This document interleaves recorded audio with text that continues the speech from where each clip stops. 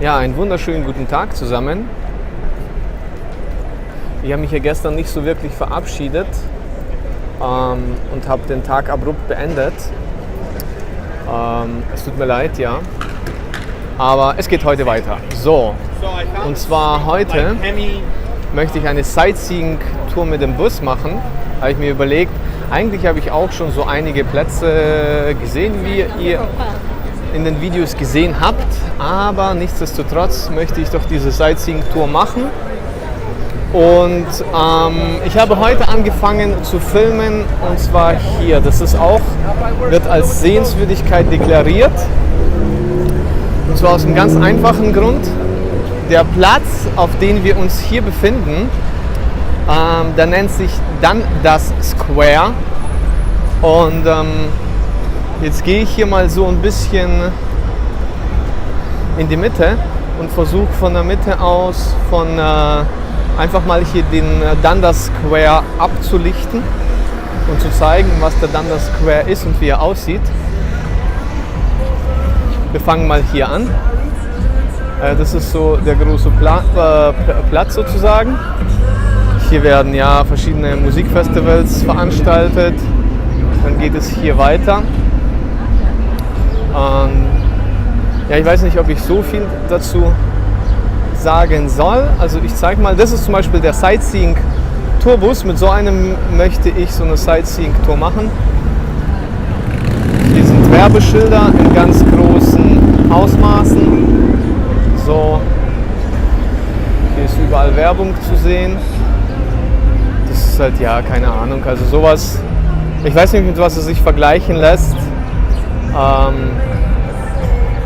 Also vergleichen lässt in dem Sinne, wie es bei uns vielleicht ist, ja, keine Ahnung. Also wenn ich jetzt an Kralsheim denke, die einen oder anderen würden vielleicht lachen, aber wenn ich an Kralsheim denke, dann ist das hier so der Dundas Square im Vergleich, also wirklich im Vergleich, wenn überhaupt, zum Berliner Platz oder zum Berliner Platz, oder was haben wir noch in Kralsheim, was man vergleichen kann? Ja, also sowas in der Art. Okay. So sieht es aus. Jetzt werde ich mich mir gleich mal informieren hier in diesem Visitor Information. Ich weiß nicht, ich denke, da kann man die Tickets kaufen und so eine Sightseeing-Tour buchen, und das werde ich gleich mal Informationen holen. Und weil gestern habe ich schon nachgeschaut, $38 kostet so eine Sightseeing-Tour in Dollar, also kanadische Dollar, umgerechnet in Euro müssten das, weiß nicht genau, 38, müssten 27 Euro ungefähr sein, 26. Schauen wir mal gleich. Also wie ihr seht.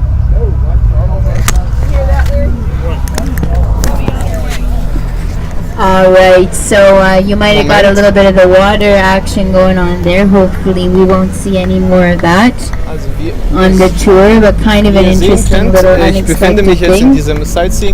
Welcome to this tour. If you're just joining us, my name is Rachel. Und ich sitze I'm going to be oben. your tour guide. On board, Kann von oben, denke ich, mehr sehen und Steve, besser sehen, and thanks so much wie to es him aussieht. for getting Da us fahren around wir ein the bisschen city durch die safely Stadt and und schauen mal, was es da efficiently. zu And sehen we so have gibt. Damon, who's helping us out with Stop 3 for Young and Wealthy. Is anybody getting Ontario is the name of this province that we're in here, this province of Canada, and the Heritage Act means that the government has decided to preserve certain buildings. This intersection is pretty amazing. Who thinks that it's higher than the other one that we saw? Does anybody think it's higher? This one is not quite as tall. It's only 76 stories, but that's still pretty tall, I guess. And it was completed recently in 2017.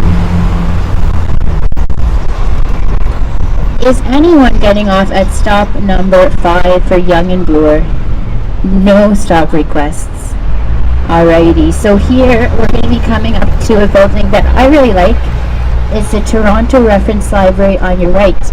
It was designed in 1977 by Raymond Moriyama, and it is largely a library that holds non-circulating materials. So if you go check those, if you go look at the books, you can't really take them home with you, but that's probably okay if you're from far away anyway.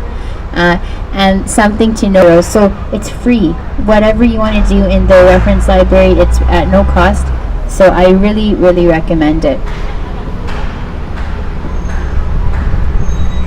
Now, this neighborhood that we've just entered here, it's called Yorkville. And you can see that already from here there's a lot going on. We have a huge construction project on the left and many modern looking buildings ahead, but it is a little area with its own unique history. Here at 18 Yorkville on your right, there used to be a town hall.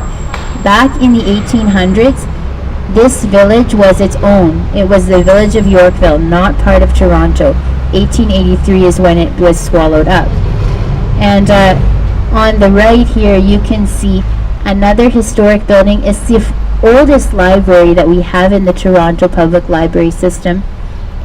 Dates back to 1907. You can see they're ready for Pride Month here. I'm just going to ask everyone to remain seated, even though we are going slowly. Thank you. I'm sorry about that regulation there. Here we have this beautiful fire hall. You can see that, again, it has a tall clock tower, just like the other one. Does anybody know why they had such tall clock towers back in the day on fire halls? It's actually for the purpose of drying the long canvas hoses that the firemen had. So this fire hall, it dates back to the year 1876. And there you can see there are real fire people who still work there to this day. So it is functioning. It's functioning. Do we have any fire people on board? Otherwise, maybe you could have helped with the fire hydrant over at Yonge and Dundas Square. Who knows? Alright, so just here on the right, you can see this glassy building. It's friend, and then he got going with the Four Seasons Motor Hotel in 1961. Of course, things have changed since then. Right, and what about a school? And it was a hospital. Awesome guessing. Thank you for guessing. And I'm going to show you when we get a little bit closer what the new hospital location looks like. Here on the right, we're passing the Hazelton Hotel. Hazelton Hotel, it is Toronto's first 5-star hotel. It said that you could spend about $5,000 to stay there for a night. Just gives you an idea of this neighborhood, Yorkville. But you know what, Yorkville, even more recently than the days of the John Daniels House, Yorkville has had a very unique history, and it actually used to be a very hippie kind of musical area. No longer the case. It's right in the middle of the city. Here, as we turn the corner on the left, you're going to see an amazing establishment. It's the entrance to the Royal Ontario Museum called the Michael Lee-Chin Crystal. And the Michael Lee-Chin Crystal was designed by Daniel Libeskind, who also designed the Freedom Tower in New York City. Has anyone seen the Freedom Tower? Nice, nice, nice. Alright, so did you know that when this guy, Daniel Libeskind, when he designed this building, he did it on a cocktail napkin using a magic marker while at a wedding. So pretty impressive. And the wedding was actually at that museum, so that's how he became inspired by the mineral collection at the museum. And he made that giant crystal design. On the left here, you're seeing the University of Toronto's Varsity Stadium. This is where the Varsity Blues, so the University of Toronto sports teams, have their games, their home games. Does anybody here watch American football at all? Alright, we've got a lot on board. Wow, nice. So the if you're Canadian, club, an exclusive club where membership is said to be about $10,000. On the left here, this tall apartment building with the green roof. This used to be a place called Rochdale College, and it has a pretty interesting story. Look at the statue on the left, the person huddling over. Remember that. It's called the statue for the unknown student. So Rochdale College was an experiment in alternative student-run education back in 1968 until 1975. So if you know about the 60s and 70s in North America, of course, things sometimes got a little bit alternative in certain crowds. And one of the things that they did at this college was they really made it into a bit of a commune. So in that way, there were a lot of people living together, doing life together, having community, and also doing education in a way that hadn't really been done. Was that it got a bit out of hand when people started living there who were getting into, please, sorry, this isn't a stop, I will let you know, stop 8 is on the way back. Yeah, sorry, on stop 8, yeah. And so people who were living at that college, they were getting sometimes into the drug scene, and ultimately it got a bit chaotic and they did shut it down in 1975. But not before granting some people a very unique kind of degree. They were granting kind of tongue-in-cheek mentalist. And then there's also the movie star Rachel McAdams. She has owned, I believe, in the area or lived. And even Meghan Markle, who just joined the royal family, I think she might have rented in this neighborhood at one point. So pretty cool. And a lot of the style that we see, we're good to go as we pass under this low bridge. And please do keep your camera down. Sir, please do keep your camera down. Thank you. We're good to go.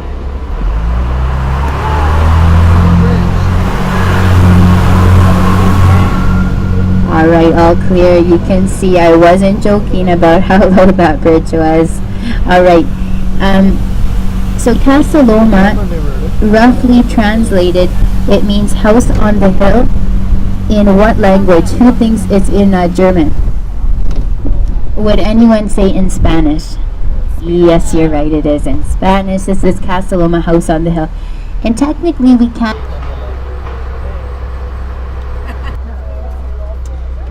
And so he was made a full partner in his family stock brokerage by the age of 23.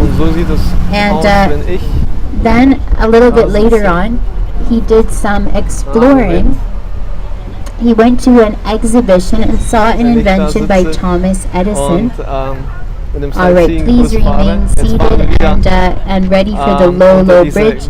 We are good to go, ready to go.